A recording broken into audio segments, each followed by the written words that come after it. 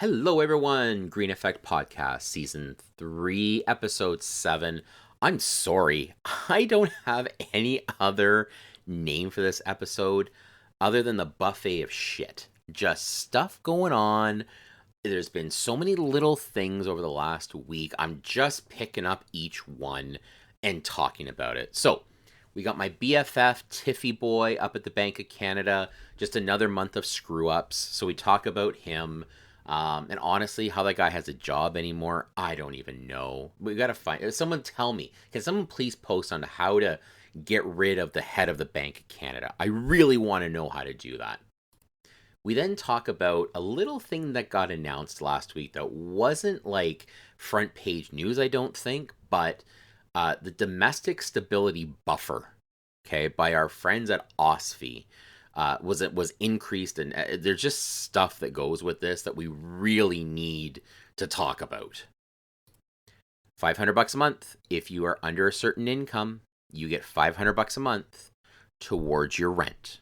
But we're going to talk about the consequences, ramifications, whichever one, by taking that money and what it means to the economy at the end of the day. Finally, we talk about a preview of what's coming on my social media in the next few days. And it's dessert. It is freaking amazing. Without further ado, let's get into this buffet of shit. Welcome to the Green Effect Podcast. Finance, life, business, and everything in between. And now, your host, Stephen Green. Hello, everybody. Welcome, Green Effect Podcast, Season 3, Episode 7.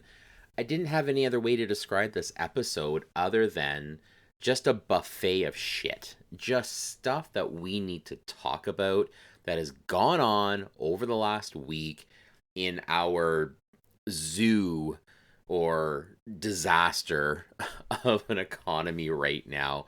So let's start off with the first thing. And of course, Tiffy boy, my man. I was going to say my brother, but heck no. Tiff Macklin, another 0.5%. The Grinch of Grinches. Rates have never been increased in December in the history of ever. Tiffy boy, though, breaking the mold. Increases rates by 0.5%, otherwise known as 50 basis points. You know, the optimists around were hoping 25 basis points. My man goes the full 50. He probably had to, especially with Christmas here. And here's kind of what the pickle he's in. You know, if he goes ahead and continues to increase rates, he's got to kind of make a decision here. Am I going to save the housing market or am I going to save inflation? Let me explain. If he keeps increasing rates, he is going to ideally decrease the value of the Canadian dollar, which then is going to make it tougher for imports. Cheaper Canadian dollar, all of a sudden everything you import's a lot more expensive. The Canadian peso doesn't go very far. And so when grocers are importing food, which we all need, I don't know about you, but my cart, same size, double the price, probably not literally, but it feels like it, that stuff's getting more expensive. And then, just for fun, here in Canada, the winters are kind of cold. We don't really grow a lot of stuff in the frozen tundra. We've got to import more over the winter. So he's going to have to kind of make some choices here. What am I saving? Is there a happy medium? Do I back off and just wait? And so it's a tough one to kind of decide for him, but listen, at the end of the day, this guy should be fired. Like, really, why are we even letting this guy keep his job after what he's done? Oh, I promise. Promise rates are going to be low for a while. I promise. Oh, just kidding. Highest increase, highest incline in prime lending rate in history. So, I mean, I don't really have a lot of faith whatever he chooses, in my opinion, is going to be the wrong choice. But hey, here we are. We can all kind of sit back, enjoy our $8 heads of lettuce, and really hope for the best that this guy doesn't completely screw up what was going on around here. All right, moving on to, we'll call this the appetizer, maybe the main course. So something was announced end of last week that came out quite quietly, and unless you really dig into it, you don't really know how it's going to impact your life, okay? So OSFI, Office of the Superintendent for Financial Institutions, basically the regulatory babysitter of all lending institutions, made a bit of a change. And it's not a big one, but it kind of is a big one. There's this thing, I feel like Sesame Street, we're going to learn a new word today. There's this thing called a domestic stability buffer. Okay? The only buffer we should all be concerned about is when your internet's not loading fast enough. But here in Canada, we got another buffer to worry about. So the domestic stability buffer, and folks, as you know, I'm going to simplify it, and I'm sure there's much more smarter technical ways to put it, but let me just bring it down to a regular level. So when the bank lends money, there has to be, based on regulation, there has to be a percentage of assets that is backing up the lending that the banks are doing, or lenders in general. So previously, before mid last week, the range that OSFI was allowed to have was between 0 and 2.5%. Let me put that in context. So if the bank lends out, and listen, the bank has various risks of lending. There's commercial, there's maybe subprime, there is regular A lending, so AAA rated stuff. There's all sorts of different levels, but they basically come out with an overall risk profile and say, okay, hey, listen, CIBC, based on the amount of risky loans or not risky loans or middle of the road loans, you have to have X number of dollars. So previously, before mid last week, the range in which OSFI could impose this number, this DSB, domestic stability buffer, it had to be between 0 and 2.5%. So if, as an example, I'm just going to grab my little calculator here. Let's say the bank had out $100,000. I mean, super not realistic, but it's going to give you the scale here. So we've lent out $100,000, and OSFI says you must have 2% in a domestic stability buffer based on risk. That means in savings, assets, bank accounts, whatever, you have to have $2,000 to back up your $100,000. So that was the range. The first change they made is they said, going forward, rule change, going forward, the DSB can range between 0 and 4%. Now, big money, we're not talking 100,000s, when we're talking billions and trillions, that's a lot. To increase the max, I'm not saying they did it yet, but to increase the max they're allowed to increase from 2.5% to 4% is big. So the first thing they did was they changed how much they were allowed to increase, and you're going to find out why in just a moment. So as of today, as of before mid last week, okay, the DSB was 2.5%. Okay, so for every, call it 100,000, the bank had to hold on hand $2,500. Okay, I mean, I'm sure you pull out your calculator and you can find out that the more money, obviously a lot more than 100,000, that's a lot, right? Well, now that they moved the goalposts, they've announced that the max, or how much DSB, okay, so your domestic stability buffer, is now 3%. So they first had to move the goalpost so they could get over 2.5, and then they moved it to 3. Okay. So what does this mean? Banks have to hold more money. That means they got to go find money. Okay. I'm very sure, I might be wrong, that the bank is not saying, oh, well, we only had to be at 2.5, but let's just go at 3 just in case of a rainy day. Heck no. Right? That's money that's costing them somewhere. So now they've got to increase this number by 0.5. What does this mean? It means that, obviously, other than finding the money, they may say, okay, we might need to reduce the amount that we are lending, tighten rules, maybe move our goalposts to be able to reduce the amount we're lending so we can meet that 3%. Maybe we're not going to lend out 100,000 total. We're going to lend out 80,000 because we only have enough money for that 3% domestic stability buffer. Okay. So in other words, the banks are going to have to decide, do we have money somewhere to back up our record lending and the amount of money that Canadians are spending and all that other stuff, or do we need to slow down our lending amount? Now, why are they doing this? Okay. Remember, OSFI, Office for the Superintendent of Financial Institutions, is governing the banks. What they're basically saying is, look, we have now, if you are stress tested at 5.25, Mr. or Mrs. Consumer, we know the rates are past 5.25 now. That's a problem.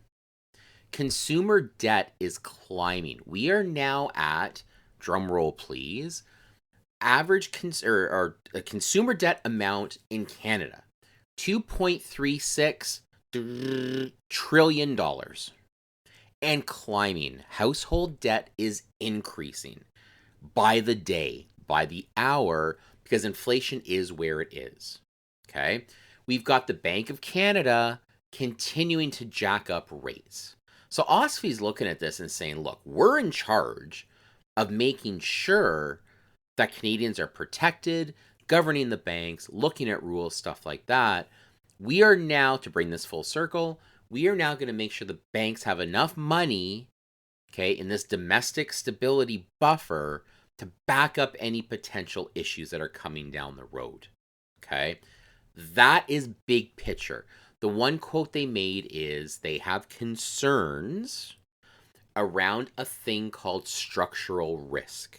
Do the banks have risk within their existing financial structures that we, the regulators, have to come in and try to help, quote, help them reduce that risk from by making them have additional assets on hand to support what they're lending. Okay? That is what is going on. That is where Mr. and Mrs. Consumer may see an impact if banks start to say, okay, we got to reduce what we're lending. Maybe they're not going to give you exceptions on files and they tighten up rules or change policies. So I don't know. More about buffering, I'm sure you've ever wanted to know, but domestic stability buffer is definitely real, and it's something that we need to make sure we have a look at. And if this thing keeps going up, it could spell even more issues for banks and the money that they lend to you. And let's take a quick time out to talk about our sponsor. Gotta pay the bills, folks. Top Consulting is the newest and greatest in your business growth plan.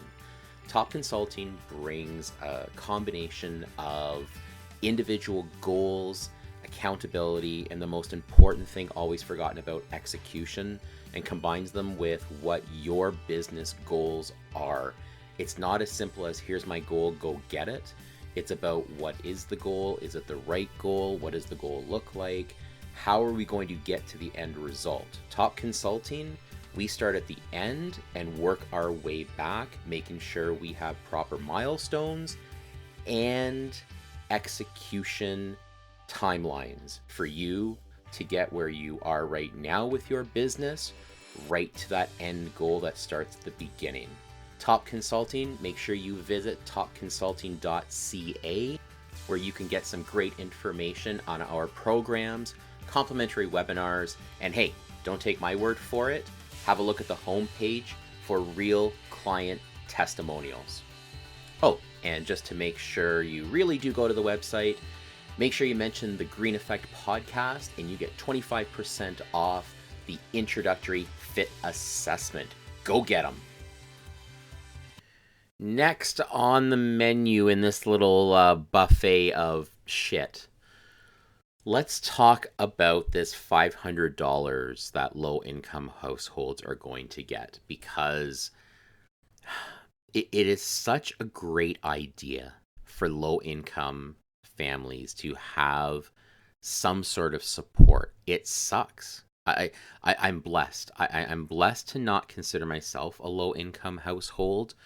So if I'm feeling pinched, I can't imagine what other Canadians are feeling. And I think stuff like this is warranted because of what has happened to Canadians through this whole thing. My concern is there could be repercussions to this, and that's what I'm truly worried about. So again, here goes the Liberal government, and I'm not talking political. It could be the Liberals, PC, whatever. But here goes another government agency printing money and giving it out. We don't have the money that they're talking about. Okay? It's not there. They're going to have to make this up, borrow it at the record high interest rates. Well, not record, but we're going to call it very high relative to what the heck's going on out there right now. And then we're going to end up paying the bill. You can get the $500, but we're all going to end up paying this bill now, later on down the road. They don't have the money to give out. And I feel for low-income Canadians. They've probably been hit the worst with this. So, yeah, it's great that we're throwing a Band-Aid on this. And I'm sure it will help short-term, but it's not going to help long-term at all.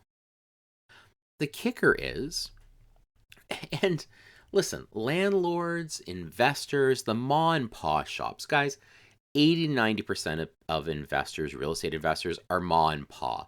They're not major corporations, whatever. They're trying to maybe diversify, or they're trying to bring in assets within their portfolio for future generations, estate planning, whatever. And I think now, I heard this one on social media. Okay, so we're all excited. Everyone's getting $500 if you meet one of the 50 criteria, by the way. So good luck applying for this, because after the CERB fiasco and the business one where you get the money for free, but now they want it back, but it was their own darn fault. Anyway, the kicker is now people are like, well, this isn't good for anybody anyway, because a low-income household takes in the $500, and the $500 goes right to real estate investors anyway. Like, you can't win if you're a real estate investor. Now you're getting blamed because I got to pay the rent with the $500. So where does this end? Maybe just stop giving money to everybody. Let's pull the depression thing for 5 years and come out the other end. I'm not suggesting we do that, but it's like, we can't win this. We're just not going to win this. Now, maybe the funniest part about this, if karma and irony are dancing like the sugar plum fairy, it's Christmas, got to use a Christmas theme, folks. The funniest part about this, are you ready for this? Part of your application process is you need to give the information of your landlord. So, if I'm a landlord not reporting my rental income, I haven't filed taxes, or this property really shouldn't be a rental property. If I'm a landlord, I'm like, hey, psst, tenant, how are you? Yep, Merry Christmas. I know you're excited about this $500. Can you not file that? Yeah, I know you need the money. If you don't mind, can you not apply for the $500? Why, you ask? Oh, Just don't do it. Please, please. I know it's tough. You don't. But come on, man. What are we doing here? Right? So now, is the government kind of in a roundabout way saying, let's get all these nice landlords who aren't reporting the rental income. And now we know you're reporting rental income because you are a landlord according to the application. Who knows? Conspiracy theory 101 as far as I'm concerned. But anyway, more to come on this. We'll see how many people actually get it. I think they're due in March or something like that. I'm sure there's going to be more problems with this whole process. And finally, for dessert of this shit buffet, so I saw this on social media, and I am totally going to give the proper credit where credit is due. Gentlemen, I follow on TikTok and Instagram and wherever else. His name is Daniel. I'm gonna pronounce this wrong. Daniel Foch, Foch. If you get a chance, go follow his stuff. It's actually really, really good. But I'm going to post on TikTok and Instagram a chart. It is a typical market cycle. It's called the fuck around, find out cycle. Guys, it's hilarious. And right now, we've gone through the fuck around stage, okay, whereby we make very bad choices. We buy penny stocks. We buy non-cash flowing properties. We don't do our research on demographic, and we buy large depreciating assets like cars, and we just basically mess around. We fuck around a little bit. And then we're in the find out phase of, oh no, all these bad choices are coming back to bite me, right? Fear, surrendering assets. We're in the find out stage. So anyway, follow me on those other ones, TikTok, Instagram. I'm under SG, as in my initials, mortgage advice, okay? And I'm going to post this with some details. It's the funniest thing because it's true. Anyway, any questions, please reach out to me. Like I said, TikTok, Instagram, I'm at SG Mortgage Advice. Love to hear from you. 5-star review would be amazing on whatever platform you're listening to. Other than that, folks, I will talk to you soon. Thank you for listening to the Green Effect Podcast. Subscribe to this podcast on iTunes or Google Play so you catch the next episode. And don't forget to leave a review. Much appreciated.